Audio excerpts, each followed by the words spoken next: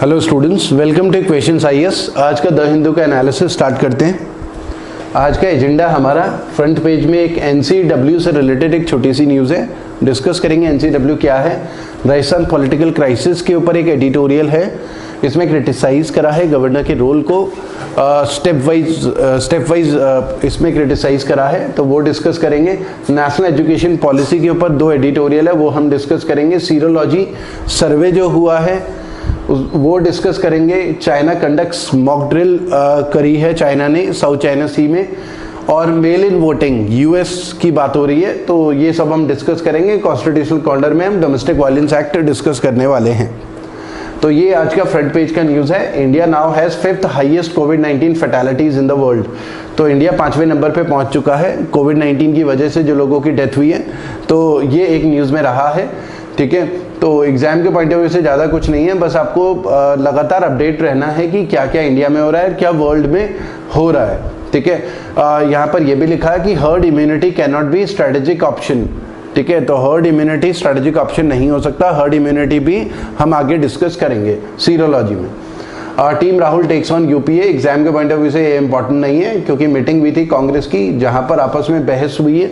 ठीक है, क्योंकि कुछ कपिल सिब्बल ने टीम में कहा है कि कोई डेमोक्रेसी नहीं है पॉलिटिकल पार्टी में, कांग्रेस में, और ठीक से फंक्शनिंग नहीं हो रही है। तो जो राहुल गांधी की टीम के लोग हैं उन्होंने भी उन्होंने ये कह के क्रिटिसाइज करा है कि ये हमारी हालत इस वजह से हुई है क्योंकि यूपीए 2 जो कांग्रेस का दूसरा कार्यकाल था 2009 से 2014 के बीच में, उनके काम ही बहुत बेकार रहे हैं, जिस वजह से हम 44 सीट्स हमें मिली थी यूपीए 2 के बाद जो 2014 में इलेक्शन हुए थे। तो उन्होंने बेसिकली यूपीए 2 को क्रिटिसाइज करा कि अभी की प्रॉब्लम नहीं है, वो यूपीए 2 की वजह से ऐसा हुआ है। तो एग्जाम के पॉइंट ऑफ व्यू से ज़्यादा कुछ इसमें है नहीं। फ्रंट पेज में ही अब अगर हम आए तो ये भी एग्जाम के पॉइंट ऑफ व्यू से इंपॉर्टेंट नहीं है। अयोध्या राम टेम्पल में एक जूनियर प्रीस्ट है, वो पॉजिटिव मिले हैं। उसके अलावा सैफुद्दीन सूद कांग्रेस के एक लीडर हैं, तो उनका कहना था कि उनकी वाइफ कोर्ट गई थी सुप्रीम कोर्ट कि उन्हें अंडर हाउस अरेस्ट किया हुआ है, लेकिन सुप्रीम कोर्ट में जेएनके एडमिनिस्ट्रेशन का कहना यह था कि उन्हें अंडर हाउस अरेस्ट नहीं किया गया है, वो फ्री हैं। लेकिन उन्होंने कोई वीडियो डाला है कि मुझे बाहर नहीं आने दे रही है पुलिस, तो मुझे तो अरेस्ट किया हुआ है अंडर हाउस अरेस्ट, तो घर से बाहर नहीं आने दे रही है। हालांकि ये भी कहा जा रहा है कि वो उनके सिक्योरिटी गार्ड्स थे जो उनकी सिक्योरिटी में लगे हुए हैं, वो उन्हें अगर बाहर जाना है तो सिक्योरिटी गार्ड को पहले इन्फॉर्म करना है, उसके बाद सिक्योरिटी गार्ड्स के ही साथ बाहर जाना होता है। ऐसा बिना सिक्योरिटी के बाहर जाना अलाउड नहीं है, क्योंकि सिक्योरिटी इनको मिली हुई है, सिक्योरिटी थ्रेट है उनके लिए। तो ये न्यूज़ में रहा। ठीक है, एग्जाम के पॉइंट ऑफ व्यू से फिर से इंपॉर्टेंट नहीं है। Congress MLA to stay together till session, ये भी एग्जाम के पॉइंट ऑफ व्यू से इतना इंपॉर्टेंट नहीं है, क्योंकि 14 अगस्त को असेंबली सेशन स्टार्ट होना है राजस्थान में, तो जो एमएलए हैं वो एक साथ ही रहेंगे होटल में, तो ऐसा कुछ बोला है। NCW national commission of women ने शेयर करा है एक उड़ीसा की गर्ल की एक स्टोरी, तो ये भी एग्जाम के पॉइंट ऑफ व्यू से इंपॉर्टेंट नहीं है, बस आपको ये पता होना चाहिए कि एनसीडब्ल्यू क्या है, वो अभी आगे डिस्कस कर लेंगे। एलजी ने रिजेक्ट करा है गवर्नमेंट के डिसीजन को। जो दिल्ली गवर्नमेंट है, केजरीवाल सरकार, आम आदमी पार्टी की सरकार, उनका जो डिसीजन है लॉयर्स को लेकर, दिल्ली रॉयट्स को लेकर, जो वकील दिल्ली पुलिस की तरफ से कोर्ट में केस लड़ेंगे, तो एलजी की एक लिस्ट थी। उसके अलावा उससे पहले दिल्ली सरकार ने एक लिस्ट भेजी थी दिल्ली पुलिस को वकीलों की, तो दिल्ली पुलिस के लिए जो वकीलों की लिस्ट थी एलजी ने उन्हें रिजेक्ट करा था। फिर एलजी की जो लिस्ट थी वकीलों की दिल्ली पुलिस की तरफ से जो केस लड़ेंगे कोर्ट में, दिल्ली जो दंगे हुए थे उसमें, फिर दिल्ली सरकार, केजरीवाल सरकार ने रिजेक्ट करा था। ठीक है, तो फिलहाल अब जो है कॉन्स्टिट्यूशन के अकॉर्डिंग जो वकील होंगे, एलजी ने जो फाइनल करे हैं वकील दिल्ली पुलिस की तरफ से, वो ही केस लड़ने वाले हैं। तो एक उनके बीच में डेडलॉक टाइप का चल रहा था। ठीक है, तो ये न्यूज़ में रहा है। NCW national commission for women क्या है, एक स्टैट्यूटरी बॉडी है गवर्नमेंट ऑफ इंडिया। 1990 का एक एक्ट है, तो 1992 में national commission of women establish हुआ था। जो जेंडर डिस्क्रिमिनेशन इंडिया में होता है या क्राइम अगेंस्ट वुमेन है, उनको इशू करने के लिए, उनको एड्रेस करने के लिए ये सारी चीज़ें हैं। इक्वल और just livelihood for women, making legal and constitutional amendment for women in India. तो national commission of women basically women के वेलफेयर में, जैसे नाम से ही पता चल रहा है, वुमेन के वेलफेयर में काम करती है। इंपॉर्टेंट क्या है, ये स्टैब्लिश हुआ था 1992 में, और national commission for womens act 1990 का। जिन स्टूडेंट्स ने हमारा चैनल सब्सक्राइब नहीं करा है वो हमारे चैनल को सब्सक्राइब जरूर करें और हमारे वीडियो को लाइक जरूर करें। अगर किसी को फ्री प्रिपरेशन करनी है तो हमारा टेलीग्राम चैनल ज्वाइन कर सकते हैं। अगर कंप्लीट स्टडी मटेरियल आपको परचेज करना है तो हमारा इक्वेशंस आईएएस ऐप डाउनलोड कर सकते हैं। उसमें आपको यूपीएससी का भी कंप्लीट कोर्स मिलेगा, बैंक एसएससी का भी मिलेगा और क्वांट का भी कंप्लीट कोर्स आपको मिलेगा। ये एक एडिटोरियल है, getting ahead of constitutional practices. ये बेसिकली एडिटोरियल जो है ये राजस्थान में जो वहाँ के गवर्नर और वहाँ की सरकार के बीच में चल रहा है उसको पॉइंट बाय पॉइंट रिबट कर रहे हैं। बेसिकली ये गवर्नर के रोल को लेकर क्रिटिसाइज किया गया है, क्रिटिकल है, मतलब ऑथर गवर्नर के रोल को क्रिटिसाइज कर रहा है, कांग्रेस के फेवर में ज़्यादा बात कर रहा है ऑथर। ठीक है, तो अब क्या क्या चीज़ें हैं इसमें, दो तीन बातों को हाईलाइट किया है ऑथर ने। एक तो राजस्थान हाईकोर्ट का जो ऑर्डर था 24 जुलाई का, जिसमें स्टे लग गया था एंटी डिफेक्शन प्रोसीडिंग्स। जो असेंबली इलेक्शन जो स्पीकर होता है उसने एक एंटी डिफेक्शन प्रोसीडिंग स्टार्ट करी थी अपने 19 एमएलए, जो कांग्रेस के 19 एमएलए थे जिन्होंने अशोक गहलोत के खिलाफ विद्रोह करा था, कांग्रेस के ही थे, तो अशोक गहलोत के खिलाफ विद्रोह स्टार्ट करा था और दिल्ली पहुंच गए थे। तो वहाँ के स्पीकर ने एक एंटी डिफेक्शन प्रोसीडिंग स्टार्ट करी थी। एंटी डिफेक्शन प्रोसीडिंग्स में स्पीकर का वर्डिक्ट हो सकता था कि बाद में यह आता कि उन 19 एमएलए की मेंबरशिप चली जाती विधानसभा की। तो एंटी डिफेक्शन प्रोसीडिंग्स का मतलब है तुमने पार्टी के साथ धोखा देके किसी और पार्टी को ज्वाइन कर लिया। डिफेक्शन मतलब किसी और पार्टी की इलेक्शन सिंबल पे इलेक्शन जीते और फिर जीतने के बाद किसी और पार्टी के साथ चले गए, तो उसे बोलते हैं डिफेक्शन। तो हमारे कॉन्स्टिट्यूशन में एंटी डिफेक्शन लॉ है जो कि 10th शेड्यूल ऐड है, 52nd कॉन्स्टिट्यूशनल अमेंडमेंट था 1985 का। तो राजस्थान के स्पीकर, जो स्पीकर होता है किसी भी विधानसभा का या लोकसभा राज्यसभा का, उनके पास पावर्स होती हैं मेंबर्स को डिस्क्वालीफाई करने की, उनकी मेंबरशिप जा सकती है अंडर एंटी डिफेक्शन लॉ। तो एक तो ये पता होना चाहिए स्पीकर की पावर बहुत ज्यादा है डिस्क्वालिफिकेशन को लेकर। एग्जाम में कई बार आया है कि डिस्क्वालिफिकेशन को लेकर पावर किसके पास ज्यादा होती है, स्पीकर के पास बहुत पावर होती है। ठीक है, तो स्पीकर ने डिस्क्वालिफिकेशन की प्रोसीडिंग्स स्टार्ट करी थी। डिस्क्वालीफाई किया नहीं था, प्रोसीडिंग्स का मतलब एक लेटर कि आपको डिस्क्वालीफाई क्यों ना किया जाए और ये आपने ये एक्शंस करे हैं। फिर एमएलए क्या है अपना जवाब देते हैं, फिर उनके जवाब से अगर स्पीकर सेटिस्फाई होते हैं या नहीं होता, अगर नहीं होते तो डिस्क्वालीफाई कर सकते हैं, सेटिस्फाई होते हैं तो डिस्क्वालीफाई नहीं करेंगे। लेकिन होता क्या है कि स्पीकर जो है पॉलिटिकल पार्टी को ओरिजिनली बिलोंग करता था, हालांकि उसे न्यूट्रल रोल प्ले करना होता है एज अ स्पीकर विधानसभा, लेकिन क्योंकि वो ओरिजिनली कांग्रेस पार्टी को बिलोंग करता था, वो कांग्रेस के बिहाफ में, ऐसे एलिगेशन रखते हैं, कांग्रेस के बिहाफ में ज्यादा काम करेंगे। और जो गवर्नर है वो बीजेपी ने अपॉइंट करा है तो बीजेपी के बिहाफ में ज्यादा काम करेंगे। तो गवर्नर ने प्रोसीडिंग स्टार्ट करी थी और जो 19 एमएलए थे कि उन्हें लगता था कि हमारी मेंबरशिप ना चली जाए, वो हाईकोर्ट चले गए थे और हाईकोर्ट ने फिर स्पीकर की जो प्रोसीडिंग्स थी उसके ऊपर स्टे लगा दिया था। ठीक है, तो यहाँ पर एक तो ऑथर ये कह रहा है कि राजस्थान हाईकोर्ट का जो ऑर्डर था कि प्रोसीडिंग्स के ऊपर स्टे लगाने का, वो जो है कि ठीक नहीं है, क्रिटिसाइज करा है, क्रिटिकल। क्यों ठीक नहीं है? क्योंकि डिस्क्वालिफिकेशन तो अभी हुआ ही नहीं, केवल प्रोसीडिंग स्टार्ट करी है, तो ये लीगली करेक्ट नहीं है, तो हाईकोर्ट ने गलत इंटरफेयर करा है। एक तो उनका ये कहना है। तो उन्होंने ये भी कहा है ऑथर ने कि it is beyond my imagination how to challenge can be brought against a notice at the stage. तो ये कहा है मेरी इमेजिनेशन के बाहर है कि कैसे ऐसा हो गया। ठीक है, हाईकोर्ट ने उनके नोटिस को उनके जो प्ली थी उसको एक्सेप्ट किया। ठीक है, speaker act of forwarding the petition can not be legally challenged, यही उन्होंने बोला है। तो एक तरीके से उन्होंने जो है स्पीकर के फेवर में बात करी है ऑथर ने। ठीक है, in accordance with the rule. उसके अलावा ऑथर ये भी कह रहा है कि इन कोहितो होलोहन, ये केस बहुत न्यूज में रहा है।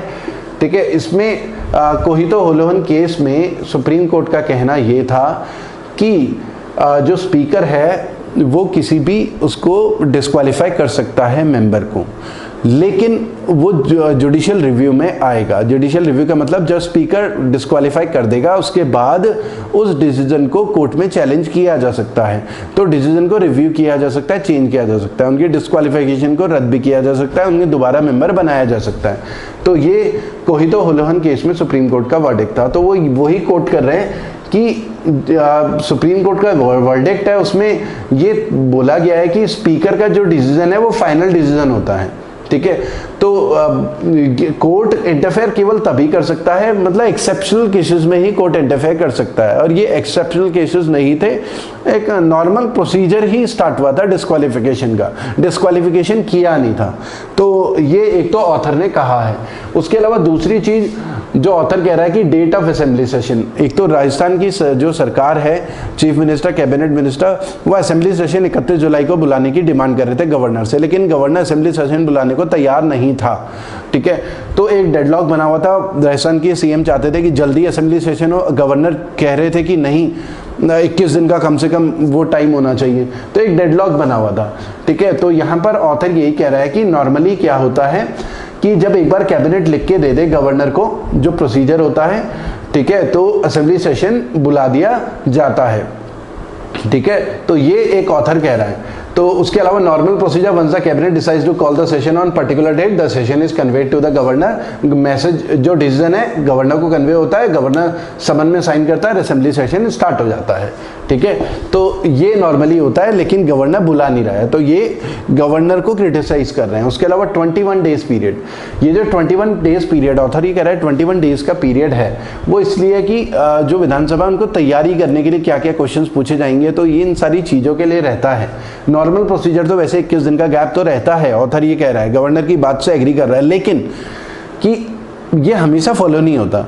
कभी अगर कैबिनेट लिख के दे दे सीएम, तो गवर्नर जल्दी भी सेशन बुला देता है नॉर्मली, ठीक है। तो ऐसा कुछ नहीं है कि 21 दिन का पीरियड फिक्स है, वैसे नॉर्मली 21 दिन का टाइम दिया जाता है, ठीक है। लेकिन अगर स्पीकर को लगता है जल्दी बुलाना चाहिए, तो गवर्नर जल्दी बुला देता है। तो यहां पर क्रिटिसाइज करा है गवर्नर के रूल को। यहाँ पर नेक्स्ट जो हमारे पास है लॉन्ग रोड, ये नेशनल एजुकेशन पॉलिसी के ऊपर है। नेशनल एजुकेशन पॉलिसी कल जो अनाउंस करी थी हमारी मिनिस्ट्री ऑफ एचआरडी, या अब उसका नाम मिनिस्ट्री ऑफ एजुकेशन होगा, तो उन्होंने नई एजुकेशन पॉलिसी डिस्कस करी थी। अब ऑथर ये कह रहा है कि ये जो न्यू एजुकेशन पॉलिसी है, इसमें सेंटर को ना स्टेट्स को कन्विंस करना पड़ेगा कि भाई ये आपके फायदे की है, क्योंकि ऐसी पॉलिसीज तभी इंप्लीमेंट हो पाती हैं जब स्टेट्स का कोऑपरेशन हो। एजुकेशन एक ऐसी चीज है जिसमें स्टेट्स का इन्वॉल्वमेंट भी होता है, सेंटर का इन्वॉल्वमेंट भी होता है, तो सबको मिलके काम करना होता है। तो ये जो फेडरल सिस्टम है, फेडरल सिस्टम का मतलब होता है division of power. Division of power का मतलब है स्टेट्स के भी अपने रोल्स हैं और सेंटर के भी अपने रोल्स हैं। तो सेंटर बहुत सारे मामलों में स्टेट के मामलों में इंटरफेयर नहीं कर सकता, और स्टेट भी सेंटर के मामलों में इंटरफेयर नहीं कर सकता। तो डिवीजन ऑफ पावर को हम बोलते हैं फेडरल स्ट्रक्चर। तो क्योंकि हमारे यहाँ फेडरल सिस्टम है, तो एजुकेशनल रिफॉर्म जो भी इंप्लीमेंट होंगे वो स्टेट के सपोर्ट से ही होंगे। तो सेंटर के पास बहुत जायंट टास्क है एक कंसेंसस बिल्ड करने का, कि सारे स्टेट्स को साथ में लेने का। तो ये सारी चीजें इसमें ऑथर ने कही हैं। उसके अलावा ऑथर ये कह रहा है कि अब जो नेशनल एजुकेशन पॉलिसी है, एक तो इंट्रोड्यूस करा है early childhood education from age 3, मतलब एक यूनिवर्सल एजुकेशन की बात कर रहे हैं। एज 3 साल के बाद से एक यूनिवर्सल एजुकेशन होगा, और सही तरीके से अभी तक जो था हम चीज़ों को क्रैम कर रहे थे, ये रट रहे थे, तो सीखने वाली जो होगी एजुकेशन वो होगी। साल में 2 बार बोर्ड एग्जाम होंगे, सेमेस्टर वाइज ये सब होगा, उससे परफॉर्मेंस भी इंप्रूव होगी, उससे लोग दूर होंगे बिल्कुल जो रटने वाली चीज़ें हैं, उससे मैथमेटिकल स्किल्स भी इंप्रूव होंगी अब नई एजुकेशन पॉलिसी के हिसाब से। उसके अलावा 4 इयर्स का under graduate college degree system आएगा, तो ये बोला है। उसके अलावा हायर एजुकेशन कमीशन भी रिप्रेजेंट होगा, हायर एजुकेशन कमीशन बनेगा, जैसे कि बात कर रहे हैं हम यूजीसी और एआईसीटी। तो नॉर्मल कॉलेजेस के लिए अप्रूवल के लिए अलग है, और टेक्निकल एजुकेशन के लिए अलग हमारे यहाँ बोर्ड था, तो दोनों मर्ज हो जाएंगे, ठीक है।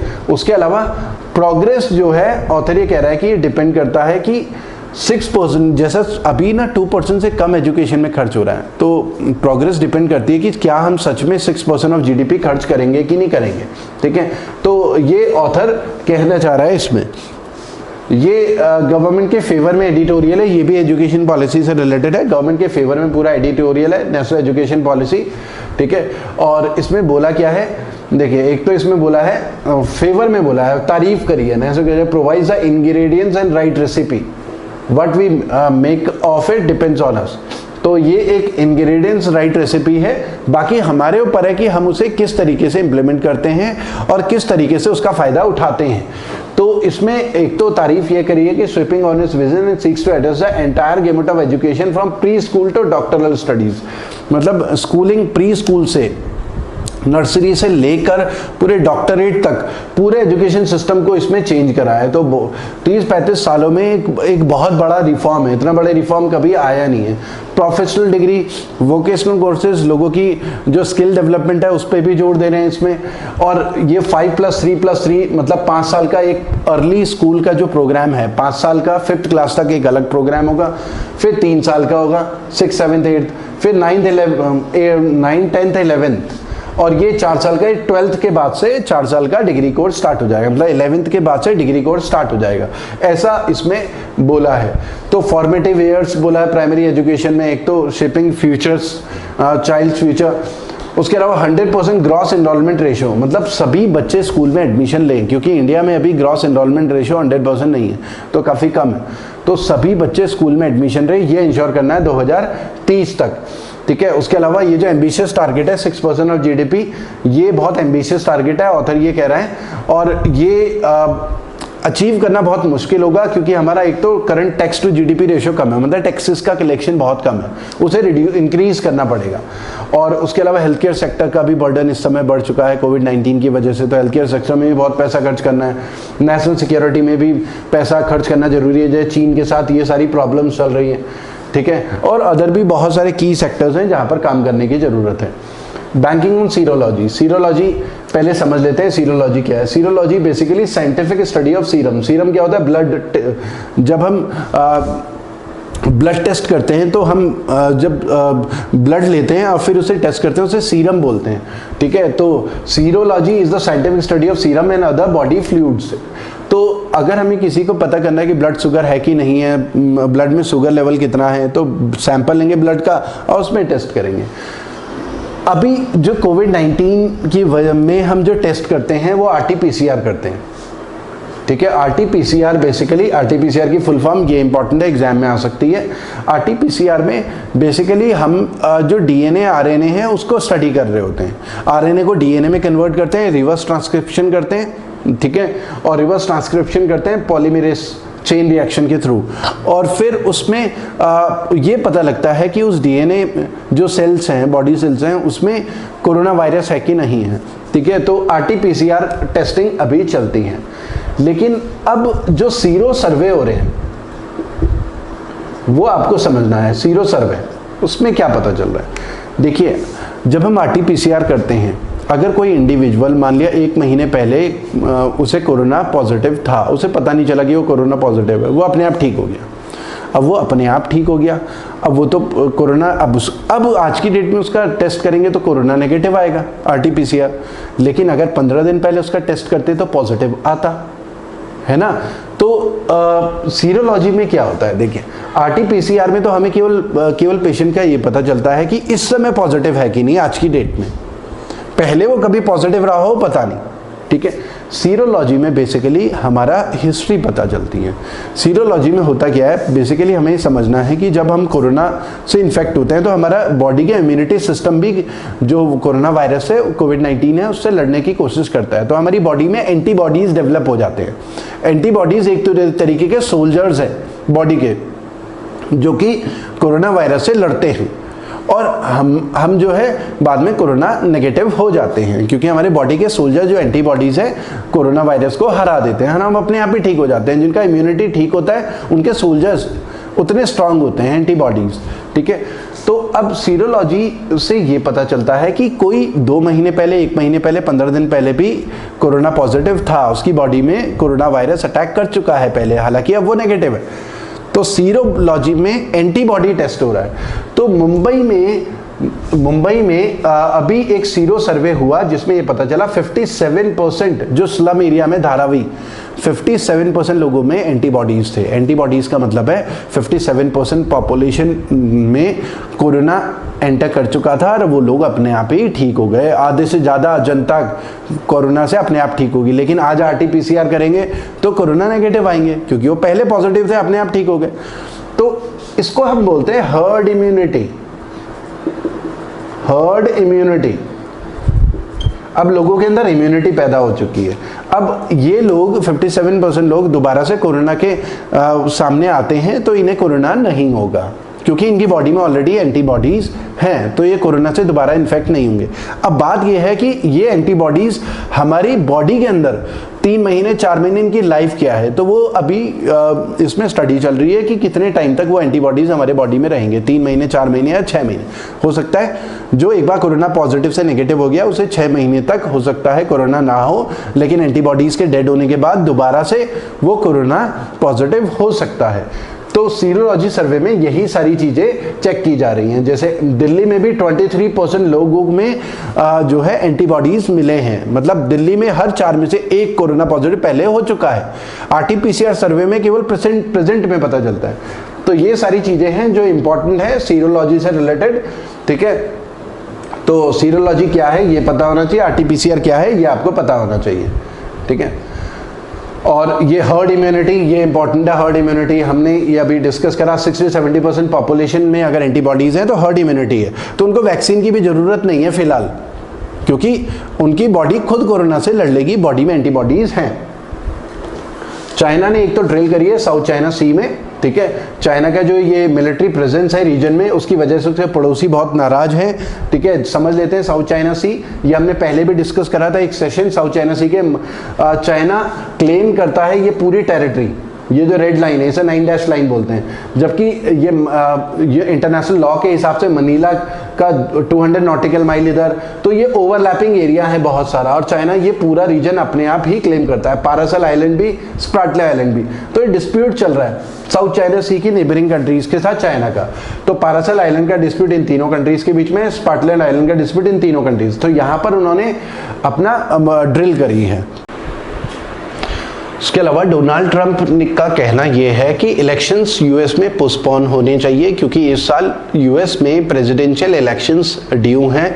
उसके पीछे डोनाल्ड ट्रंप का कहना है मेल इन वोटिंग को क्रिटिसाइज करा है कि मेल इन वोटिंग जो है कैटास्ट्रोफिक डिजास्टर है और इसमें फॉरेन इंटरफेरेंस हो सकता है। तो पहले समझ लेते हैं मेल इन वोटिंग क्या होता है। जैसे अगर हम एग्जांपल है, यूएस के बहुत सारे लोग और वहाँ की अथॉरिटीज जो इलेक्शन कंडक्ट करवाते हैं उनको कहें कि हम इलेक्शन में एब्सेंट रहेंगे, हम वहाँ पर जाके वोट नहीं डाल सकते, तो वहाँ पर अथॉरिटीज़ क्या करेंगी, उनको एक ऑप्शन देंगी, बैलेट पेपर, उसमें कैंडिडेट्स होंगे और वो उनके घर तक पहुँचेगा बाय पोस्ट, और फिर वो क्या करेंगे, उस बैलेट पेपर में वोट डालेंगे, अपने सिग्नेचर कर देंगे। सिग्नेचर करने के बाद वो क्या करेंगे, घर के पास ही एक लेटर बॉक्स होगा, लेटर बॉक्स टाइप होगा, तो उस बॉक्स में वो पोस्ट कर देंगे, ठीक है। उसी दिन एक पर्टिकुलर डे होगा फिक्स कि इस दिन जिस दिन वोटिंग होगी उस दिन वहां पर वो पोस्ट कर देंगे। फिर वो कलेक्ट कर लेंगे अथॉरिटीज, और फिर काउंटिंग के थ्रू पता चलेगा कि किसने किसको वोट दिया है। इसे मेल इन वोटिंग कहते हैं। अगर कोई जहां पर इलेक्शन हो रहे हैं ईवीएम में जाकर वोट देने के लिए तैयार नहीं है या केपेबल नहीं है, वहां से वो दूर है, या कोविड-19 की सिचुएशन चल रही है, कोरोना की वजह से कोई नहीं जाना चाह रहा, तो ये सारे इश्यूज हैं। तो डोनाल्ड ट्रंप का कहना यह है कि इलेक्शंस इस साल पोस्टपोन हो जाने चाहिए, इस साल नहीं होने चाहिए। तो बहुत सारे लोग क्रिटिसाइज कर रहे हैं, उन्हें डर है हार का, इसलिए कह रहे हैं कि पोस्टपोन कर देना चाहिए, ठीक है। और बहुत सारे अथॉरिटीज़ का कहना यह भी है कि मेल इन वोटिंग जो है वो बिल्कुल सेफ है, ठीक है। जैसे यहाँ पर अगर हम बात करें विद मेल इन वोटिंग 2020, ऐसे डोनाल्ड ट्रंप ने बोला है इनएक्यूरेट एंड फ्रॉडुलेंट है, ये ऐसा डोनाल्ड ट्रंप ने ट्वीट करा है, ठीक है। डोनाल्ड ट्रंप के क्लेम के बावजूद भी ऐसा अथॉरिटीज का कहना है, there is no significant evidence of extensive fraud when voting happens by mail. तो ऐसा कोई एविडेंस नहीं मिला है। तो वोट बाय मेल या मेल इन वोट या वोट फ्रॉम होम, सब ये एक ही चीज है, ये एक ही चीज है, ठीक है। Mail in voting, mail in vote by mail या वोट फ्रॉम होम, मतलब घर के पास ही बॉक्स में वोट डाल दिया जाएगा, बैलेट पेपर मिलेगा, उसमें साइन भी करने होंगे, उसमें सिग्नेचर मैच करते हैं, क्योंकि पहले भी जब भी ऐसा हुआ है तो बहुत सारे वोट कैंसिल भी होते हैं क्योंकि सिग्नेचर मैच नहीं हो पाते, ठीक है।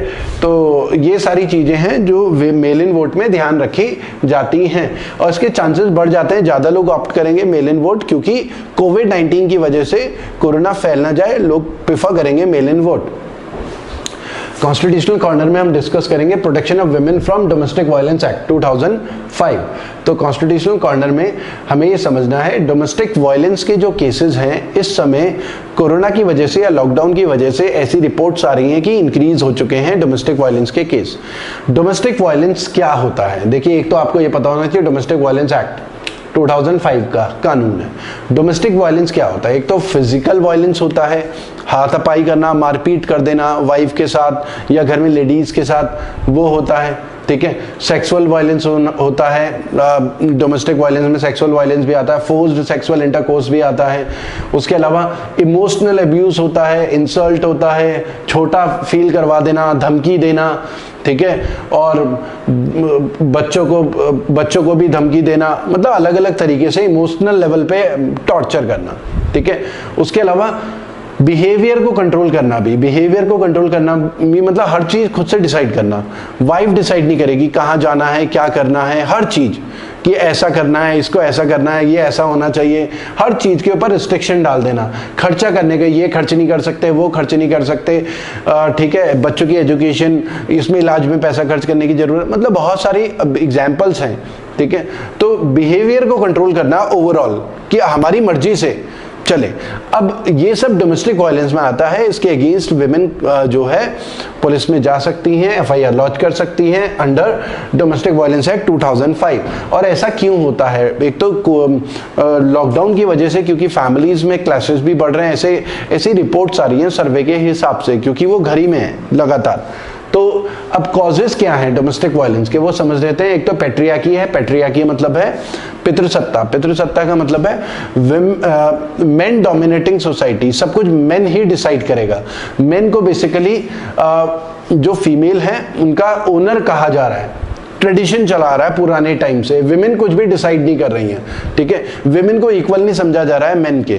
मेन ही पूरे घर में क्या होना है, मेन ही डिसाइड कर रहे हैं। तो इसे बोलते हैं पैट्रियार्की सोसाइटी। बहुत पहले से चली आ रही है। विमेन को जैसे बाहर जाना अलाउड नहीं है, मेन कभी भी जाएं, रात को आएं, ठीक है। विमेन कहाँ जाएंगी, स्कूल कब जाएंगी, पूरा हिसाब देना होता है कि कहाँ थी, क्या थे। मेन को या मेल को नहीं पूछा जाता। तो यहाँ पर मेल डोमिनेटिंग सोसाइटी को हम बोलते हैं पैट्रियार्की। तो एक तो ये रीजन है डोमेस्टिक वायलेंस का।